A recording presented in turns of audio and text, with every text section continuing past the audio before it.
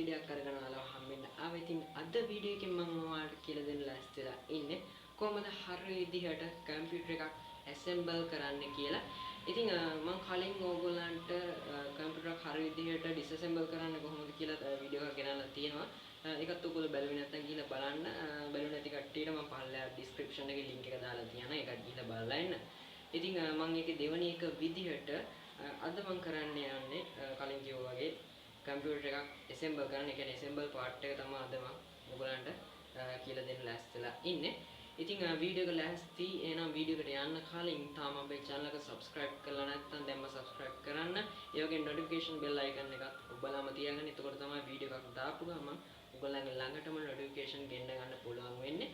ඉතින් මම මගේ මේ assemble වැඩේට පාවිච්චි කරන්නේ මගේ කම්පියුටර් එක. ඉතින් මම මේක පොඩ්ඩක් අරගත්ත පොඩ්ඩක් මේ ධූලි වැදලා තිබ්බා. මේ දවස් ටික ගොඩ දවසින් ක්ලීන් කරෙත් නැහැ. ඉතින් ඒක නිසා ක්ලීන් කරාට පස්සේ තමයි මේ assemble වීඩියෝ එක ඔයගලන්ට අරන් එන්නේ.